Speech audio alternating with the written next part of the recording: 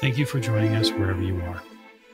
This podcast episode is brought to you by the Old Ways Actual Play team. This actual play uses the They Came From Beyond rules by Onyx Path Publishing. This actual play is performed by adults and in an adult setting. While we try very hard to stick to themes for all ages, listeners should know that this podcast may include various hijinks, mature language, and possible show rewrites. All content, including names, places, events, companies, and etc., which may bear resemblance to entities living or dead, is strictly coincidental. And now, on with the show.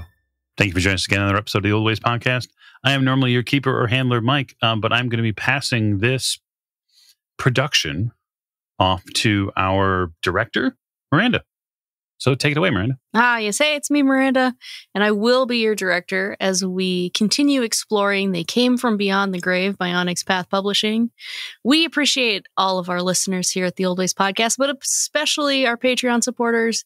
And now it is time for us to settle in for the exciting conclusion of the Masque of the Hideous Heart, Cue Lightning Effect. Starring... Hi, this is Tiffany, and I play Juliet Maroney and her ancestor, Constance Briarwood. Guest starring John as Billy Carter, locksmith at large, and his entrepreneurial ancestor, William Smythe Esquire. Featuring... Hi, this is Mike, and I'm playing Nick Sinclair and his ancestor, Lionel Abercrombie. Apparently the cowardly Lionel Abercrombie. With a special appearance by...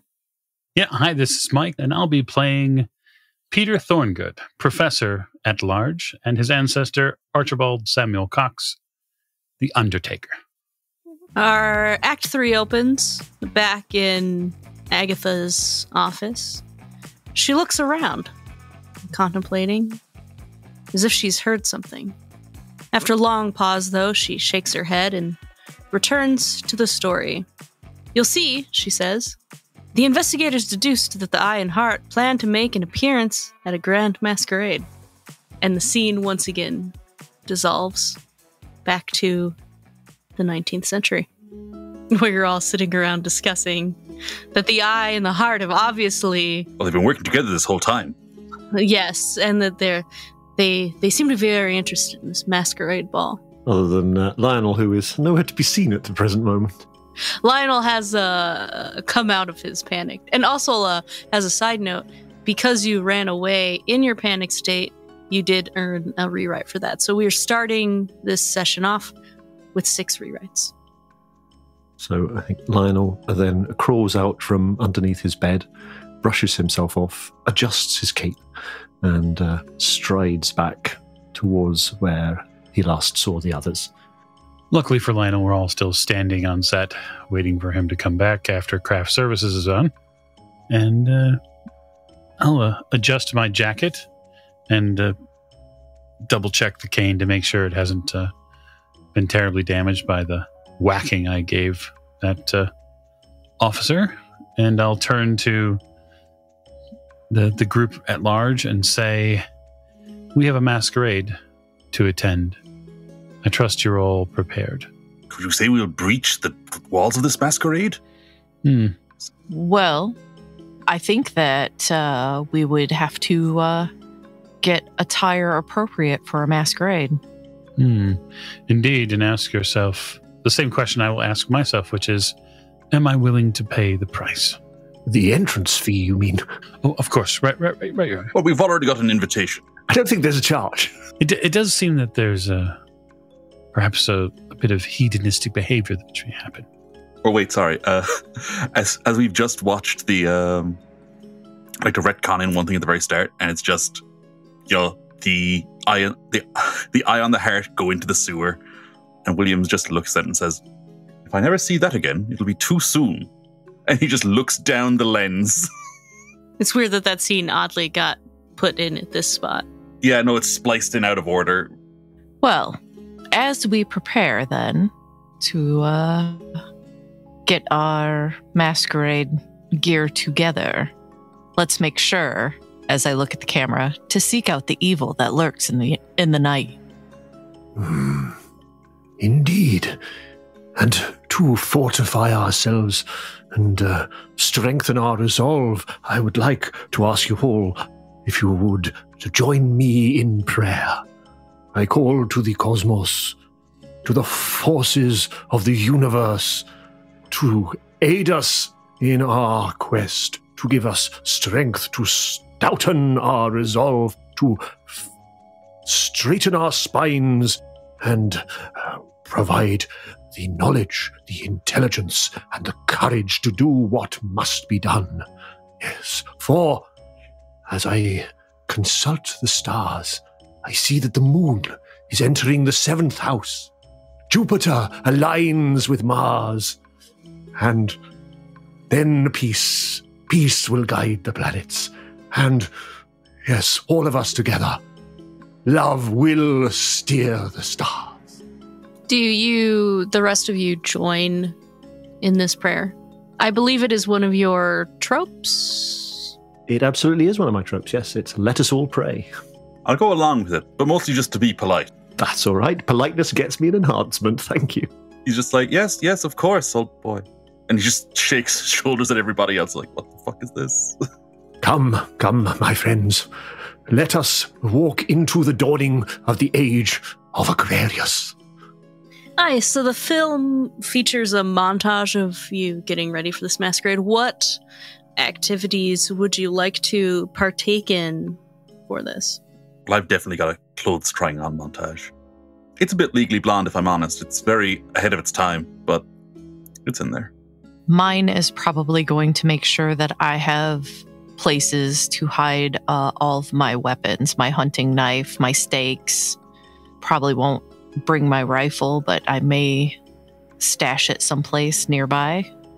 Yeah, mine probably involves a very careful and we'll just say purposeful look over all of my Undertaker's tools as each one sort of lovingly goes into a black case.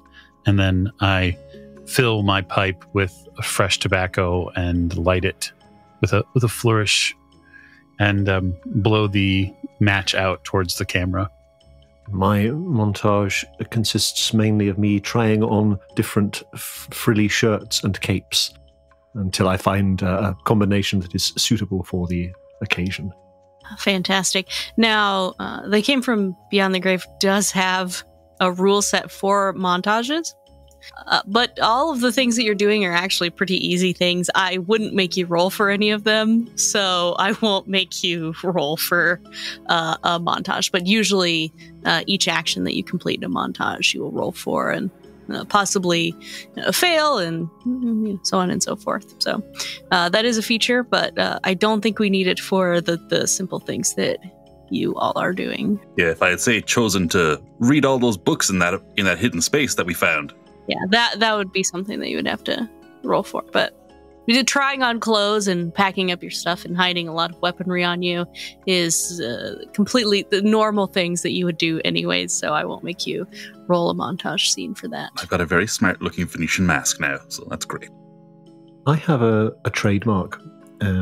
Let me ask the cards. Is that something that I can do in this kind of preparatory time, or is that an on-the-spot thing?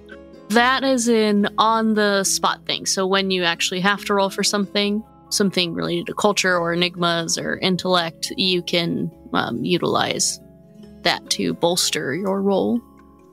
Any other preparations that need to be made? No, I'm completely ready.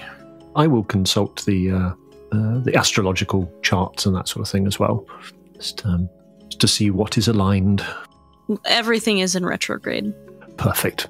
Also, Mr. Abercrombie, you know that tonight is Walpurgis night? Oh, very good, very good. There will be ghosts and spectres all abroad tonight. So I think Lionel looks through his possessions as well to see if he has a suitable mask for a ball, and he comes across an orangutan. So I think that's what he wears. He feels that it's a sign. Would Lionel share the ghosties and ghoulies of the night? say that there are going to be more so that I can pack salt? Absolutely, yes. I think he will gather everyone together and say, now you know tonight is a most auspicious night. It is the night when ghosts and demons walk abroad. Walpurgis night, Walpurgis Nacht. It is steeped in tradition and folklore. So if any of you have any defenses against the darkness, defenses against the darkness which emanations from the blackest pits of hell, I suggest you make them now. In other words, grab some salt and some wrought iron. Very, very sensible, wise precautions. Actually, part of my cape has an iron wire in it, so I can bend it and get a really good flowing look behind me. It's got a support system, and he just it's got a little thing inside, and he just tilts it back, and it looks like the cape is billowing in the wind, but it's perfectly static. Lionel looks at it with not a little hint of envy in his eyes. Did anyone else join in with the prayer that I did, the gathering of the hands? Do you get a +1 for everyone that takes part? Well, I get if I get 2 people, I get a +1. If I get 3, I get a +2. I think Constance probably also would have been polite about it. I don't think Mr. Cox would have been polite enough to join in. He likely would have stood to the side, sort of harumphing with his arms crossed and sort of very quietly tisk-tisking while this whole prayer nonsense was going on. It's all very grandiose and melodramatic as well. As is his rebuttal from a darkened corner. Ugh, gods. So our characters have prepared, and we cut to them outside of the Manor of the Seven Rooms, a manor reputedly built from the ruins of an abbey of secretive monks. It is designed and embellished with decor suiting the strange and august tastes of Prospero. It is built in a line so that there is one room centrally located and rooms going off to each side. And as you are let in by the guards, you can present your invitation. You find yourselves in the first and largest main room, hereforth being dubbed the Blue Room, as it is decorated entirely in blue. The only lighting here are braziers that the firelight is filtered through stained glass that corresponds to the color of the room. Here, there's an orchestra, food, a dance floor, and many guests enjoying themselves, each in costume. Splendid. What a well-appointed room. Well, Ironheart must be here. Near you, over the laughter, you hear a small shriek as if someone has done something accidentally. When you look over, a man is covered in a drink, and he shoves this tiny woman down and grabs a decanter of wine and begins to pour it over her as onlookers laugh in delight and point. Do I recognize this person? You may recognize these people. Why don't you roll me we'll say, culture and a culture or humanities and intellect. 1 success. That is perfectly fine. You recognize the woman. You've seen her before. Mostly, I guess she's hired often for entertainment. She is a dancer, Tripetta. And the man you have seen before, mostly because Mr. Prospero is quite popular. Though here he's often known as Vince. Apparently, his close friend Alfredo. And I'm going to go over and intervene. Just be like, Alfredo, please, you mustn't. Do you want to robbed a woman of her dignity in public.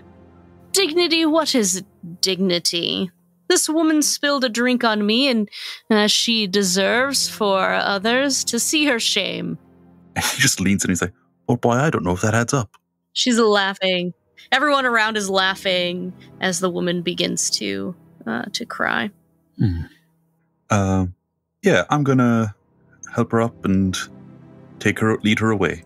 As you go to lead her away, a man, short in stature, approaches. Let me help you. Let me help you. Oh, Mr. Hopfrog. It is Mr. Hopfrog. Mm-hmm. Yes. Thank you. Thank you for helping, dear Trippetta. And with that, Alfredo is a monster of a man. Well, I'm sure he'll get his, eventually. Would you like to help with that? Alfredo has actually blocked one of my business deals in the past, Mr. Hopfrog. I am not a petty person. What if I were to help someone seeking justice for a slight... Yes. Well, I had this wonderful idea. Does it involve an orangutan? It does. I thought that maybe we could get him to put on the suit of an orangutan as a jest. Perhaps for the entertainment of Vince, but then at some point we will light him on fire. What a fun joke. Of course you wouldn't actually light him on fire, would you? Oh, no, we would, and it would be fantastic. Would you like to join me in this jest? All right, I'm in. Although, heads up, there's a small eyeball riding around on a heart, causing a dickens of a time. I actually made an orangutan kill someone earlier. Interesting. I will keep an eye out for this. Yeah, I'm pretty much going to be looking at the floor and things, looking for the heart and the eye, or anybody moving strangely.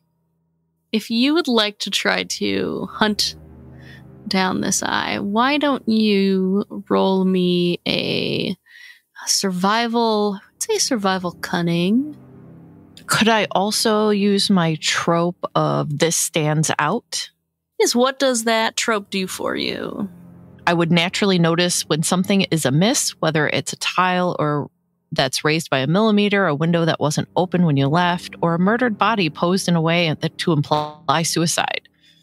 We can do that, yeah. That was 2 10s, an 8, and a 9. Holy shit. I will say there is a survival stunt that you could buy. Overly prepared. You are prepared for anything. Remove a single element from the scene that could cause you or your allies damage. This could be a field, a complication, or a condition. In its place, create a field that inflicts +2 complication to your enemies.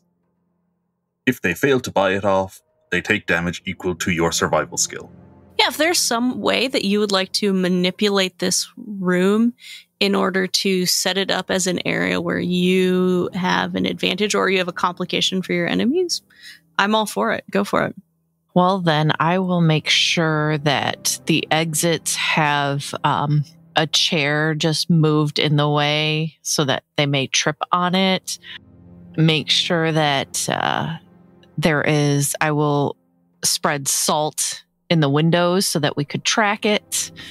And probably put salt around the perimeter as well to see if any squiggly things enter or exit such room. You are able to you set up the room in a way that in that way that will allow you those advantages or your foe those disadvantages, and you continue on with your hunt. You don't see anything in particular in this room, but as you travel throughout the manor, each room is separated in a way that you cannot see into the room without walking into it. So you're really relying on your senses and trying to pick up on that thrumming of the heart. So go ahead and pick a color for me. Do you think your journey takes you to the purple room, the green room, the orange room, the white room, the violet room, or the black and crimson room? Probably green. Yes, you turn around this corner, this hallway twists, and find yourself in a room decorated entirely in green, green glass over the brazier so that it is even lit in green.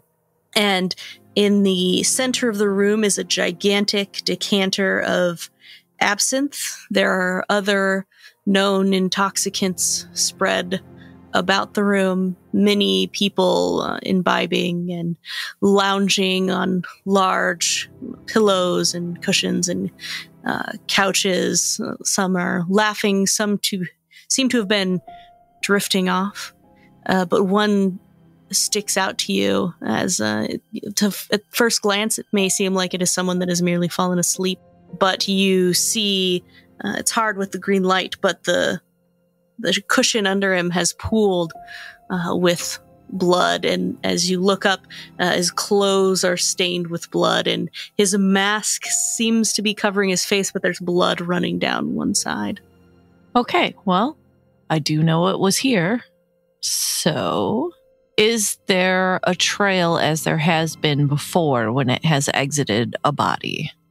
It is hard to see because of the different lighting here, but there is a trail leading out of here. And now that you've picked it up, you are able to follow it to the purple room if you would like to. I don't know if you would like to notify anyone else or what anyone else is doing. Yeah, I would run back to our blue room and gather everybody. Not everybody, our group. Huntress, you found something? Yes, I have. It has been in the green room, and I have followed it, and it looks like it has gone into the purple room. Fascinating. Well, I suggest we proceed with caution. Yeah. Let me consult the cards to see if I can determine how best to combat this thing. You say that it did not appear harmed when you forced it out of the body of the constable. I think it is because it was protected by the body itself. I think if we catch it outside, we may have a better chance.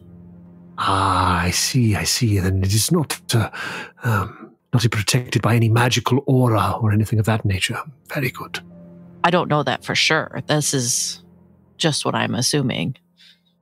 Yeah, so I'm just trying to understand how this asking the cards works, because in my head it takes a few minutes to lay out the cards, which I don't know if it'd be possible to do in a kind of a situation of immediate danger or something like that. Is this one of... Oh, this is one of your trademarks. Yes. So essentially you just... don't worry about the time that it takes because there's cinematic magic here. It's something that you use when you do one of those rolls to bolster that roll. So I know that you've been consulting your cards. So I'd say the next time you have a culture, enigmas, intellect roll, that you can add the +2 then. Okay, smashing. Yeah, I was thinking like if we needed to work out how to kill this thing, it might be relevant for that. If you wanted to use it for that, you could. Yeah, I mean that's kind of what I'm thinking about. Yeah, go ahead and roll. I'm gonna call it enigmas, and we'll say cunning because you are actively putting these different pieces together. Can I use? I've got a 1 quip bonus from when I ran away. Can I use that? Yes.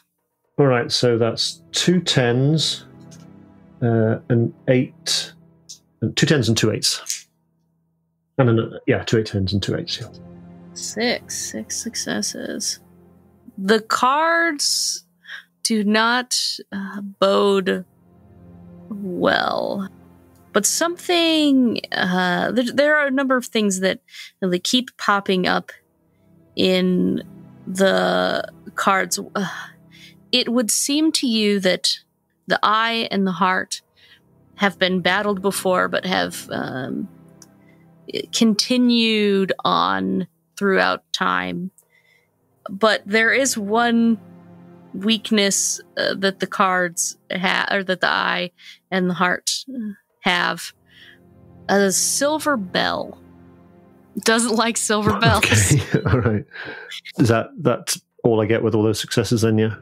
Well, you also get directorial control because you use a trademark and you got some extra successes. So you can add or take away one thing from the scene. I think I'd like to add to a small side table a tray upon which rests a silver bell. It actually makes sense because Fortunato, tonight he is actually dressed in a motley of jingling silver bells. And some of them have fallen off and people have put them on this tray. All right, I shall pass that on. I have done a reading, and the cards portend that this creature, whatever it is very, very old, very, very difficult to combat. However, it does have one weakness, and its weakness is that it cannot abide the sound of the tinkling of a silver bell. Use that, and it will overcome this mental power that it has, this thrall that it might cast you in with this slow and rhythmic beating sound that it seems to emanate, that runs through your mind. The bell cuts through it, and it may give it pause, and during that pause, you only have a moment, mind you. During that pause, you may strike true, and you shall defeat it. Do I see Fortunato wandering around? You certainly do. He's deep into his cups and looking for a good time. I'm just going to walk up to him and snatch 3 silver bells off of his costume. Oh, a bell is what the lady would like. The bell is what the lady shall get. Don't get handsy, I have a knife. And I'll walk away. And then I will hand William and Mr. Cox also a bell. So we all have one. Fantastic. Well then, are we ready to head to the purple room then? Indeed. Let us see if we can reclaim the night from this foul creature. You head down the hallway to the purple room. As you approach, there is a man that seems to be slowly walking into the wall over and over, and he's muttering, "Am I sleeping? Am I dead?"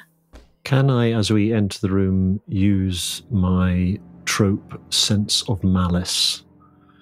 Once per story, I can ask the director if danger is near, and the director will explain if it is, and if so, what it is. Danger surrounds you in this place. This man is near death himself. Something has been done to him by Prospero. You're not sure what.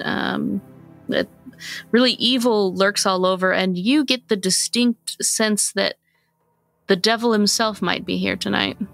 Oh, truly, truly, this is an auspicious time. Not only is it the night when witches roam abroad, but I believe the fiend himself, Beelzebub, Lucifer, the Lord of the Flies, walks among us. I recognize this chap walking into the wall. That's Monsieur Valdemar. It is, yes. Oh, Mr. Valdemar. Would you like to shake him from his trance? Oh, I'd love to try. You shake him awake, and he looks at you and locks eyes with you and screams, "For God's sake, quick, quick, put me back to sleep!" And he immediately decays into a nearly liquid mass of loathsome putrescence. He's just a puddle on the floor next to you now. What have you done, man? What foul sorcery is this? The horror is real and very close. Constance, but true terror is a soft, sensuous caress. But how can this be possible? He said, looking down at the puddle that was a man.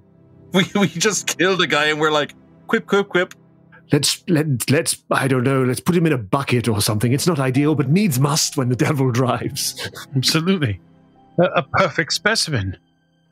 My theory is nearly complete. I shake my hands towards the table. Quick, man, a goblet or something. I'm going to scoop a little into a goblet. All right. So we're in the purple room, huh? Yeah, you head into the purple room. This is the room for administering devices of pleasure and pain. On one side of the room, someone you may recognize, you may know, is Madame Pitt, holds court. She sits in a large throne, robed. I imagine her robe has kind of fallen open, revealing her naked body. Above the center of the room, a bladed pendulum swings back and forth, slowly lowering. And below the pendulum, a bed of pillows hosting an ongoing orgy. An old man stands near the doorway and addresses you. Would you like to make a wager? Perhaps, but am I willing to pay the price? I don't know. I'm betting your head. Your head or mine? We'll say your head. No, well, I think it's both of our heads, whichever one may lose. Fair enough. I stride into the room. I'll take your bet. And what are we betting on? What are you in the mood for, betting man? So there's a man suspended by this from the ceiling, right? No, there's a pendulum swinging, a bladed pendulum, and an orgy of people below. There are also other various scenes of pleasure and pain happening about the room. So I'm going to offer a rewrite, if I can. Same set, different movie. And this costs one rewrite. It does. But the blade isn't so much an actual blade. So they tried this at another set, and they kept having issues with the fake blades that they were using. And so they ended up getting one that is sort of rubbery. But cast and crew, unfortunately, filled it with honey. And so on any sort of impact, it's going to create quite a sticky mess here amongst the people, right? The reason why I'm doing this, of course, is because I don't want anyone here in their orgiastic state to be harmed by such a terrible thing. And so I'll then say, I'll bet that none of these people are harmed by that blade. Well, why don't we see about that, old good man? And he reaches for a lever behind him and pulls it, and the bladed pendulum drops down, and it kind of breaks open, covering the orgy of people in this sticky honey-like mask. And the old man begins to cackle, and as he does, he throws his head back, and it falls off and rolls to the side, and he picks it up and he holds it next to him, and he says from the head next to him, "Well, you vested me this time, old chap." I'll give a cheer and a raise of my cane. Ha ha! As a side note, if you would have lost your head. Now, so this honey shouldn't go to waste. Enjoy, my friends, I say towards the crowd. Maybe licking honey off of each other. Constance, you notice as you look about this room of pleasure and pain that Madame Pitt, one of her eyes is milky, hazy blue color. I will then silently stalk around the perimeter of the room towards her with bell in hand. So you're able to do this as she is distracted by the show that is being put on in front of her. She's a little disappointed that the blade didn't kill any of them, though. Yeah, if I am behind her, because she's like sitting in like a throne, right? Yes. If I am behind her, then yeah, I will begin ringing my silver bell. So you begin ringing the bell, and emanating from Madame Pitt's eye and her chest, her mouth opens, but she's not speaking, but sound is coming out. You hear, "Oh, the bells, bells, bells, bells, bells, bells," and the eye and the chest and the heart burst forth from her in a spray of blood onto the orgy that is being performed in front of her. So now they're covered in blood and honey. Yeah, I stand back aghast that a woman's heart has exploded out of her chest and an eye has popped out. And then I say, "There it is! There it is!" I shall pull out my silver bell and ring it feverishly. It's continuing to screech, "Oh, the bells, bells, bells, bells," as it's the eye has mounted the heart, and it is trying to scurry about the room. These like veiny tentacles come out of the heart, and it's going to the first person that it can find. You see the heart begin to crawl up the person's chest, its tentacle-y veins reaching into their mouth. Might I play a rewrite for dramatic meteorology? And what I'd like to happen is there's a crack of lightning, and the windows in the room burst open, and there's this rush of wind which whips round the room and whips the heart off the person it's crawling all over, and dashes it against the wall on the other side of the room. For a rewrite, I love that use of dramatic meteorology. And I shall exclaim, there, over there, quick, before it can right itself and scuttle away.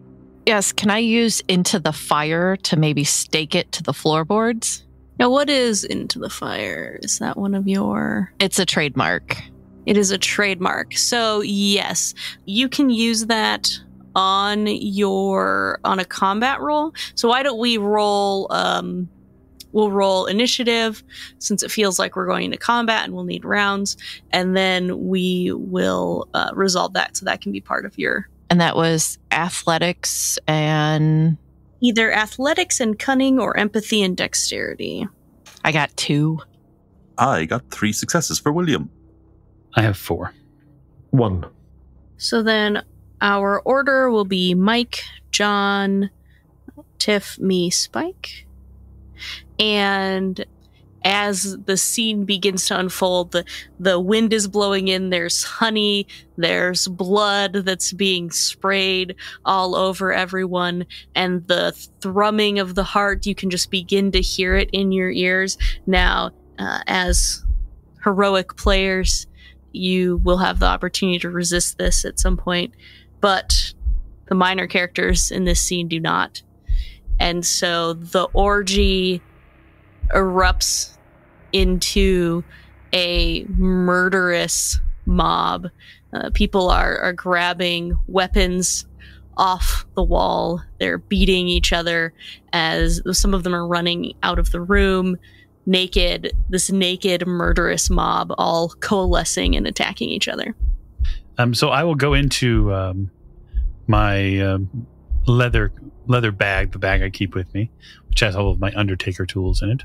And I will fish out something for just this occasion, which is the dagger that I pilfered from the apartment, which is made of moonstone and obsidian and has been blessed under the full moon. I'll offer a passing comment to our hunter and say, as you well know, Constance, blades blessed by the blood of a priestess under the moon are significantly damaging to terrors such as these. That will cost you 1 rewrite, but it's a very good use of a rewrite. And then I'll attempt to stab at the heart. Sadly, the Undertaker, not the best close combat individual. Okay, that's 1. Thankfully, 1-8. Otherwise, it would have been a botch or fumble. You only need 1 success to hit. That is the base level difficulty. And since you have, as you know, bobbed us, I will give you an extra damage as the heart and the eye shriek out in pain, having been stabbed by you. Next up is John. I'm going to throw my silver bell at the stabbed heart and eye, thinking in the most literal sense of its weakness is the silver bell. Just going to throw it. So that will be if you are in close distance, it'll be close combat dexterity. Or sorry, it's thrown. So we'll do aim and dexterity. All right, we have 3 successes. It does still hit it, and it doesn't hurt it because it's a fucking bell, but it does ring as it hits the floor a couple of times. It jingles, and the heart screeches, and tries to hide under a pile of a couple dead bodies. Constance is up next. I'm going to be using my trademark into the fire. And if I can use the other thing, my trope of anything can be a weapon, I want to grab like a pole or a longer stake to stab through these bodies to where this heart and eye are. I love that. You find like this pole arm on the wall that you've grabbed. Luckily, it's on the pain side and not the pleasure side. You grab this pole arm and go to stab through the bodies to get to the heart. So go ahead and roll a close combat might. And if you are using a trademark, then you get +2 die to that. I'll say the difficulty for this, since it has cover, is 2 successes. So that's 5. Oh, fantastic. So you stab through and hit this heart, you stab like right through. It goes through the eye and then through the heart. Since you used a trademark and you had extra successes, you gain directorial control. So feel free to add something to the scene or take something away. I will... when I stab through the people, instead of it stabbing through the people, the dead bodies, I want the bodies to be parted a little bit so that I can shish kebab the eye and the heart and lift it in the air. Yes. The bodies seem to kind of tumble out of the way as you go to stab through, and you stab directly through, and you have them shish kebabbed on the end of this. At this point, it is the eye and the heart's turn. The eye and the heart begin to emanate light. They kind of glow a little bit, and then the light sparks out. And next to the eye and the heart appears, this is a I've got friends in low places ability for the eye and the heart, appears an imp that says, "Well, I'm here to fuck some shit up." And he will attack you, Constance. This imp does. He has these like long claws coming out from his fingers and will attempt to scratch at you using a close combat and might. But neither of those are successes, so his efforts are futile. Unfortunately, some of the crowd has turned on you, and 3 of the party goers are going to grab weapons and make lunges at you as the party continues to devolve into this orgy of horror. And so one will try to stab you, John, aka William Smythe, Esquire. I probably deserve this, yeah. Okay, 5 successes. So that is a little bit of damage, which is fantastic because we haven't got to go over this yet. So you can choose to either shrug it off or take it. At the bottom of your character sheet, there are 5 levels of wounds. It starts with just a flesh wound, then that'll leave a scar, then last-ditch effort, then don't forget me, and then finally your death scene. Next to that are some little dots, and so for each damage, you fill up a dot. And so for 5 damage, it would fill up all of just a flesh wound, and 2, that'll leave a scar. Once a line is filled up, you get some bonus. Now, John can choose to either shrug it off or take it. If he chooses to shrug it off, he will roll stamina and reduce damage by 1 for each success. If he chooses to take it, he will take the damage, but it will only fill up 1 line and no more. So because I only have 1 point in stamina, it's actually more efficient for me to just take it, which fills up my just a flesh wound, but also gives me +1 archetype dice for future rolls. Correct. Another person is going to try to stab at you, Mike, and they also get 5 successes. Would you like to shrug it off or take it? So I'll take it. I think that John's wisdom, when I see Mr. Smythe's wisdom play out in front of me, it's likely best just to take the flesh wound, as it were, because the Undertaker's stamina not so great. So now that you have your first line filled up on your damage, just a flesh wound, any skill that has an AR next to it, you'll have +1 die for. Fantastic. And the last one will lunge at Mr. Abercrombie. For 1 success, would you like to shrug it off or take it?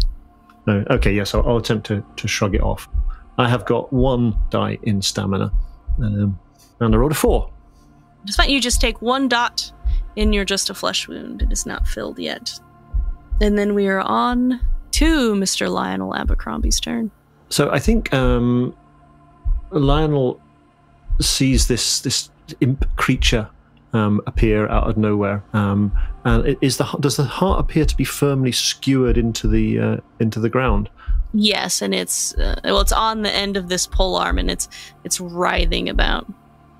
I think he's going to dramatically whip his cape off his shoulders and fashion it into a kind of a bag, a sack. And looking around, he'll grab the closest offensive weapon that he can see, which happens to be a leather whip. Quite whether that's used for pain or pleasure, he's not sure, but possibly a little of both. And he is going to try and, through sheer power of force of will, try and get the imp into the sack, kind of whipping at it, saying, "Get in the sack! Get in the sack, you little shit!" I love this. What kind of skill and attribute do you think that is? Persuasion, it feels like. That's kind of what I was thinking, and I'd like to use my trademark where there's a will on this as well. Okay. Would you do persuasion and resolve, I think? And you get +2 for your trademark. All right, so that is 1, 2, 3 10s. So that's what? Well, that's 3 10s is 6 successes. Well, holy shit. I mean, you can do some stunts with that. You definitely get the imp in the bag. Excellent. I don't know if there are any stunts that apply. You do get your trademark change of the scene. For the change of the scene, I would like the people in the room to run screaming from the room as they realize the horror of what's going on around them. And I don't know if I can have this as well. Maybe one of them knocks over a candlestick with a burning candle on it next to a curtain. Would you also like to use your daring stunt? Oh, indeed, yes. That's a great idea. So everyone else knows, the Mystic's daring stunt is that you wield the full power of old magic. Choose one effect, deal damage to an enemy equal to the rating of the skill used to trigger this stunt. Create a field with a complication equal to the rating of the skill used to trigger the stunt, or gain a number of clues about a chosen topic. Well, I think maybe deal damage to an enemy. Deal damage to the heart, if I can. Yes, you can. You can deal 2 damage to the heart with this stunt. Excellent. So yes, I'd like to when I get the imp into the bag, I take my silver bell and I just ring it as loudly right next to the heart as I can, causing it damage. And I guess it lets out some kind of horrific cry, which starts these people screaming and running out of the room. Screaming of the bells, the bells, the bells, the bells. And you harness this old magic that you didn't quite know was inside of you, and it causes these 2 damage to the heart. And we are back up to Mike Diamond. Well, I've just been roundly beaten by a bunch of, weapon-wielding, orgiastic, honeyed partygoers. But it's clear that Mr. Abercrombie has got things in sack. And so I think it would be best to continue my efforts to stab at the heart. In an attempt, anyway, to stake it to a wall. So it can no longer run off and cause problems. Yeah. And Constance has it on the pole, too. So she has it like shish kebabbed. Well, if he's got it in the sack, then I'm going to step over there and give that sack a good beat with the cane, see if it and say, "You settle down in there now. This is all over with." Go for it. Yep, just 1. No, 2. Hey, well, that hurts. And Dawn will continue, will too. Soon you'll see my true power. The sack begins to crackle, and we are on to William Smythe's turn. William is just looking around. He's just been beaten. He's bleeding. The room is now on fire. There's 2 guys beating the shit out of an imp in a bag. There's a woman with a fucking heart and eyeball impaled on a stick. I would like to spend 1 rewrite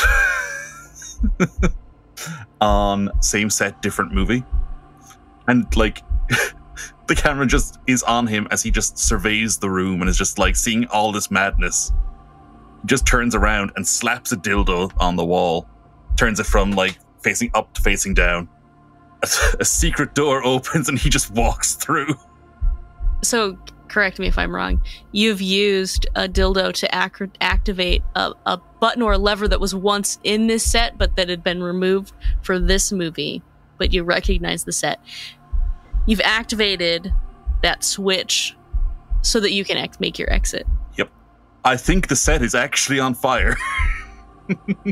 Yes, there is. A candle did get knocked over, and though everyone else is strong actors, they're really in character. The set has begun to come up in flames. On to Constance. Okay, seeing that the set is on fire, and I have 2 of the creatures on the end of my pole arm, I'm going to add another shish kebab and try and get the imp onto it as well so that we can exit. And I will quip, I'll send you back to hell.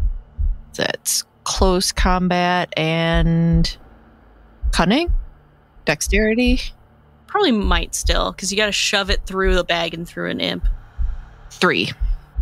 If you would like to harness all of that damage into the imp, I'm assuming, because that's who you're stabbing.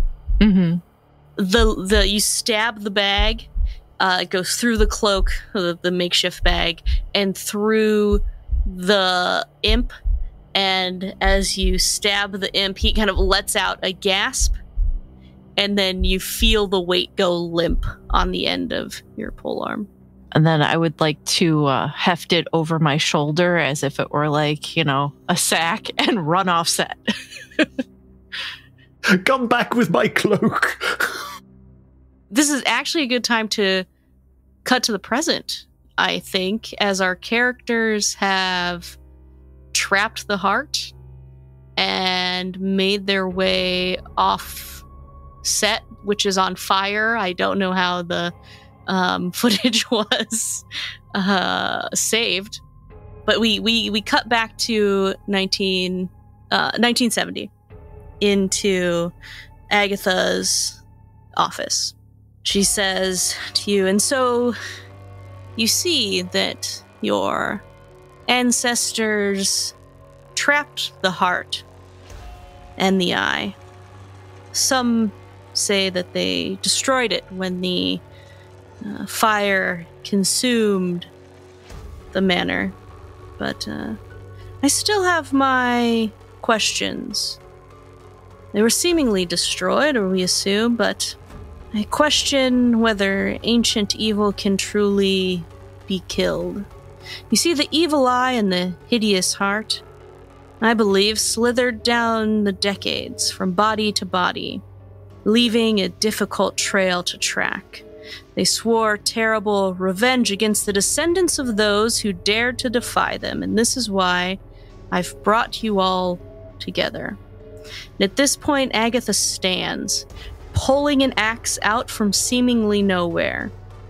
Do you hear it? Do you hear it? Here, it's the beating of my hideous heart.